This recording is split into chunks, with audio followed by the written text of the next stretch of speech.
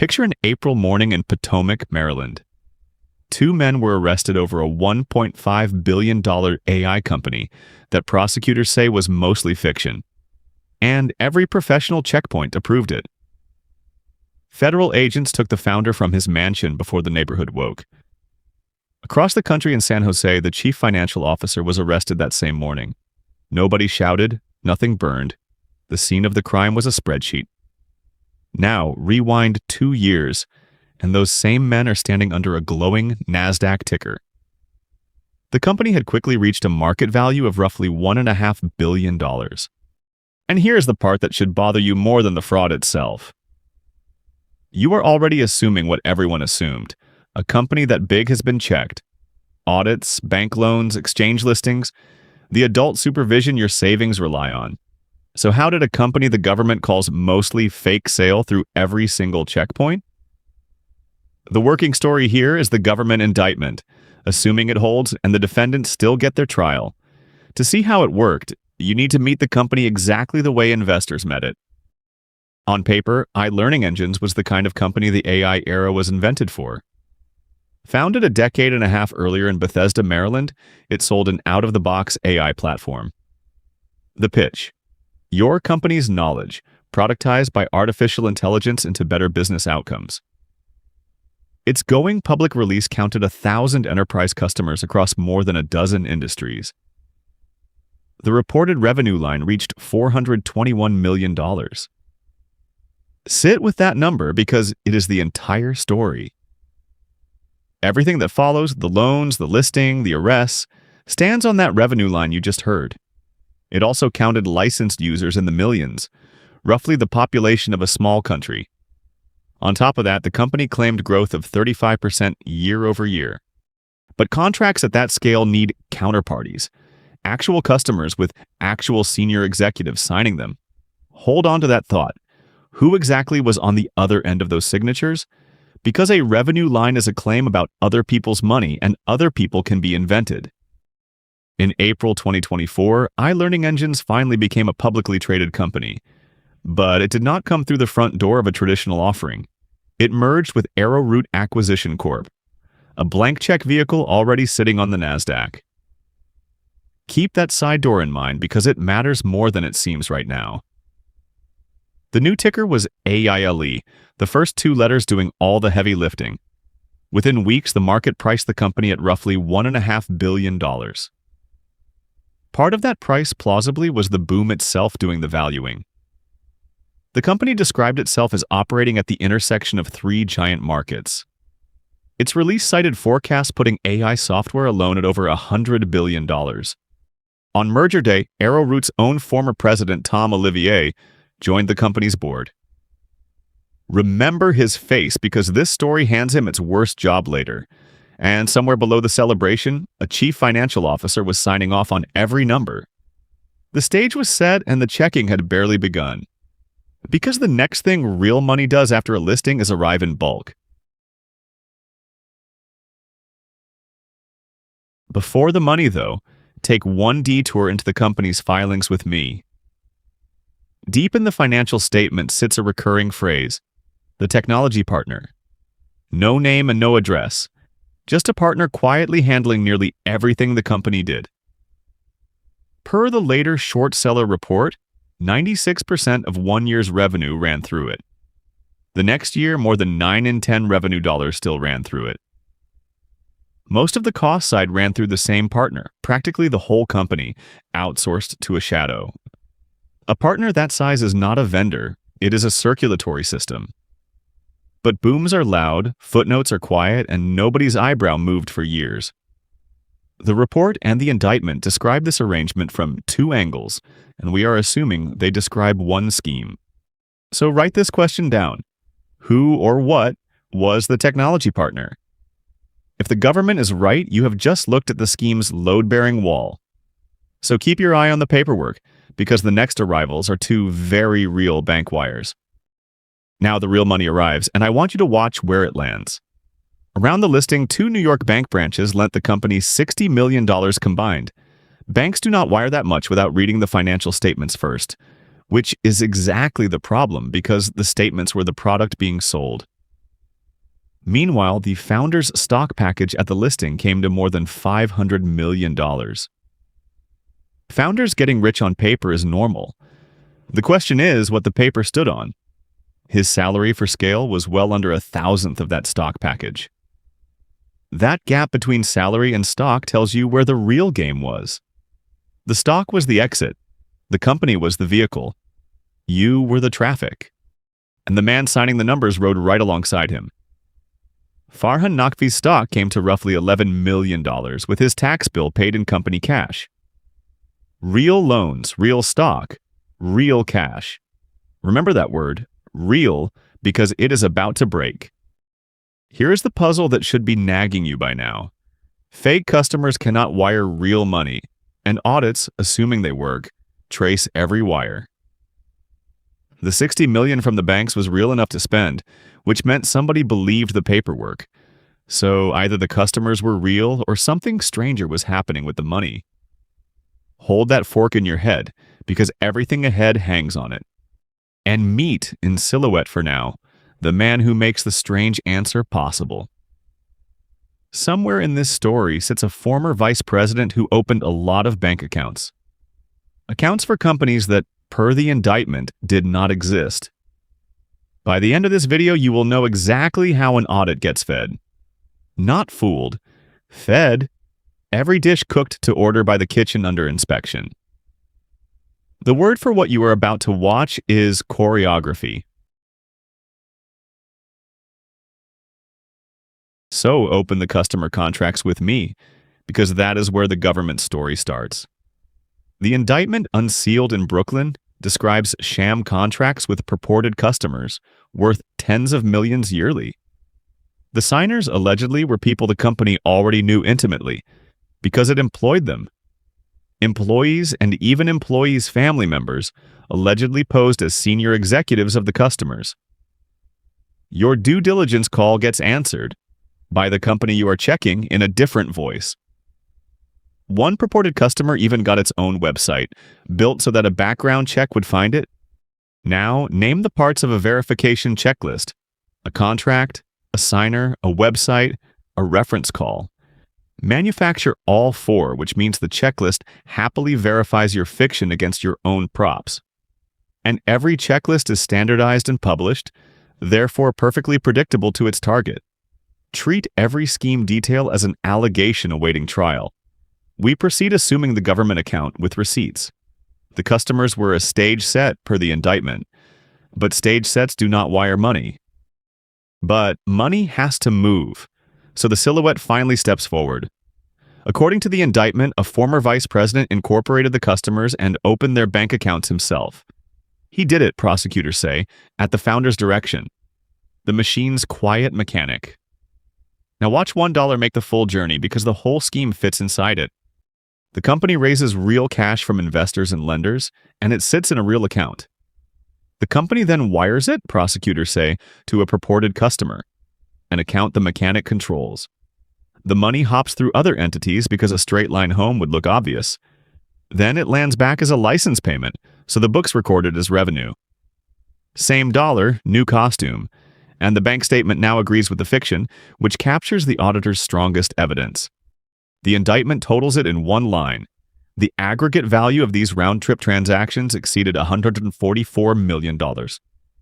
In the government's telling, each recycled dollar likely bought new real dollars because growth is what investors pay for. The money the auditors saw was the investors' own, coming home in disguise. So zoom out with me because the individual trick only works inside a bigger machine. Step back with me because from here the whole machine fits on one screen. The company manufactures the evidence. The auditor, lied to directly per the indictment, signs anyway. The signature reassures the banks, so their $60 million becomes the next stamp's proof.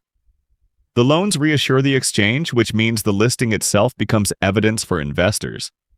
As a result, every institution did its narrow job, and the fiction passed through richer. Nobody walked back down the chain, because rechecking is what loses deals in a boom. A verification stack running in reverse. An amplifier wearing an auditor's suit. And here is why this is your problem, not just a courtroom's. Your retirement account does not interview executives. It trusts exactly this chain of stamps. Which raises the question the rest of this video answers: who finally looked? So who eventually claimed the job, and why did they have to come from outside? But now let me argue against this entire video because the counter case is genuinely strong. A research firm, Hindenburg, did find it, the auditor did walk, and prosecutors did charge. That is detection, correction, and consequence. Everything a market is supposed to deliver. And the side door itself is legal. Plenty of merger-listed companies are real businesses. Keep score honestly, though, because the defense skips two things: sequence and payroll. Every actor who caught this was outside the machine or arrived after the money had moved. The auditor withdrew its opinions only after the short seller published, not before. The chief financial officer went on leave in the same stretch of weeks, and the side door still mattered because it softened the one checkpoint with personal liability attached. An underwriter stakes its own name on a prospectus. A merger listing asks for considerably less courage. Which raises a darker question. What if this ending is not a failure but a pattern? But do not file this under one bad founder because researchers have actually counted. A University of Toronto team studied 654 fraud cases at venture-backed startups. Startups born in overheated markets came out about 19% more likely to commit fraud later. And founder-controlled boards came out twice as likely as boards that investors help control. So the environment sets the fraud rate, because oversight thins when money speeds up, assuming the findings travel. Other researchers mapped the slide itself and gave it a name: facading. It starts as talk, hardens into fake contracts and invoices, and ends as fake technology. You can place this story yourself, deep in the fake evidence stage with a CFO's signature on it. So pick your defendant honestly: the founder who lied or the market that paid him to? Because the uncomfortable answer to "I would have caught it" is that the environment decides more than the intelligence. And if the environment decides, the scarier question is what happens after the handcuffs. But you might be relaxing now because you already saw the handcuffs in the cold open. Caught, charged, cleaned up, which means you might assume that deterrence works. Here is the rug pull, and I will quote the research exactly. The study found little evidence that alleged fraud prevents founders from raising funding for new startups. Read that twice. The market barely punishes being accused of faking an entire company. Meanwhile, AI fraud complaints to the FBI rose by a third in 1 year, past 22,000. In the likely branch, the conditions that built iLearningEngines are still fully priced in. Same boom logic, same stamp towers, same unclaimed job of actually checking. So hold one more question. Does anything about this system actually change? And hold the older one, too. What happened to the two men between the crash and the cuffs? Because what comes next is the collapse, and it moves faster than you think. In late August 2024, a short-selling firm called Hindenburg Research hit publish. The title alone was a verdict: an artificial intelligence SPAC with artificial partners and artificial revenue. This was the answer to who finally looked. An outsider, paid precisely because the fall pays him. A short position is the one paycheck that grows when checking succeeds, which means doubt finally had a salary. Remember the technology partner you flagged? The wall holding up nearly all the revenue? Hindenburg identified it as Experian Technologies and traced its American contact to the chief executive himself. Its listed American address, the report said, matched Chidambaran's own. Assuming with the government that the report and the indictment describe one scheme, the wall now has a name. Then came the arithmetic you could have run yourself, from public records. The filings claimed $138 million of revenue from India. The Indian subsidiary's actual recorded revenue was roughly $850,000. Not off by a rounding error, off by a factor that ends careers and therefore invites prosecutors. By the closing bell, the stock had lost more than half its value on enormous volume. a billion-dollar story, repriced in one trading day by one document. And on the board, watching the ticker with everyone else, sat the SPAC's own Tom Olivier. And the men who wrote the numbers were about to have a much worse autumn. So what does a company built on belief do when belief stops arriving? According to the DOJ, it doubled down. Executives repeatedly denied controlling their biggest purported customer. Representatives of the purported customers were allegedly directed to keep lying on the company's behalf, which converts an accounting problem into a cover-up story because now the denial is the conduct. Inside the building, the organs began failing in an order you could predict. That November, the auditor withdrew every opinion it had ever signed because named fictions become liabilities. The chief financial officer, the signature under all of it, was placed on leave that same month. A subpoena from the SEC arrived, and therefore the state was finally reading, while reports still claimed $135 million. Hackers broke into the network and stole a wire payment of $250,000. The company reported that theft to regulators promptly and precisely as the rules require. $250,000 real dollars mourned in an official filing, inside a revenue line the government calls imaginary. All that remained was the burial, and the question of who would be handed the shovel. So the burial fell to the last man standing, Tom Olivier, the SPAC's own former president. Installed as interim chief executive in early December, he announced the bankruptcy 18 days later. It hoped the process would put the company, quote, in a better position to serve those stakeholders going forward. 10 weeks later, every single employee was terminated because a liquidation needs staff only briefly. The stakeholders, you will have guessed, were mostly lawyers by then. The estate converted to a straight liquidation that spring, with a trustee holding the keys. That kind of bankruptcy has no tomorrow attached, which means the only plan left is selling the furniture. And the real money you watched enter this story became more than $50 million of unpaid liabilities. There was nothing left to restructure because scenery does not generate cash flow, which leaves the company dead and one question alive. When does all this become a crime? But the state's answer took 20 months, and it arrived at dawn. In April 2026, a 10-count indictment was unsealed in a Brooklyn federal courtroom. Chidambaran was arrested at home in Potomac, Nakvi in San Jose that very same morning. No trading floor, no shouting, just two quiet neighborhoods and two sets of handcuffs. The headline charge is running a continuing financial crimes enterprise, stacked on the fraud counts. Conviction there carries a mandatory minimum of 10 years and a maximum of life. The prosecutor's line was written for the cameras. The truly artificial part of the defendant's story was iLearning's customers and revenues. You have been watching the evidence behind that one-liner for 18 minutes. The government, in effect, is treating an entire company as the instrument of a crime. But a caption is not a verdict, and the biggest question is still open. So let us close every file we opened, starting with the people. The mansion in Potomac is now a line item in a federal case file. The CFO who signed it all now faces the same 10 counts as his founder. The vice president who banked the ghosts appears in the indictment as an unnamed associate. His accounts became the map the government used to redraw the money's real circle. Tom Olivier got the one job nobody wanted, turning a stage set back into folding chairs. And both defendants, stated plainly, are presumed innocent unless a jury finds otherwise. What needs no verdict? The auditor's withdrawal, the liquidation, and the India arithmetic are on the record. Innocent companies do fail, but their own accountants rarely disown 6 years of numbers first. The indictment's core allegation fits in one line. iLearning, quote, fabricated virtually all its customer relationships and revenues.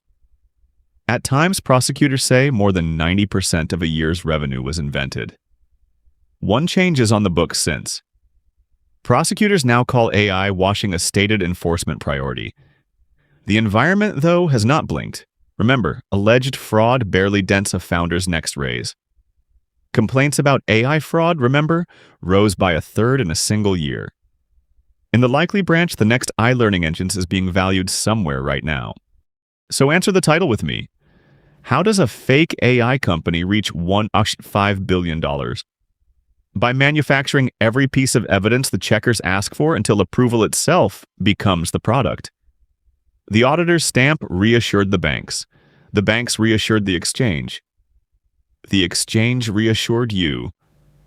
Verification became a relay of borrowed confidence, and the one-paid skeptic lived outside the building. That is the machine. The AI was just this decade's paint job.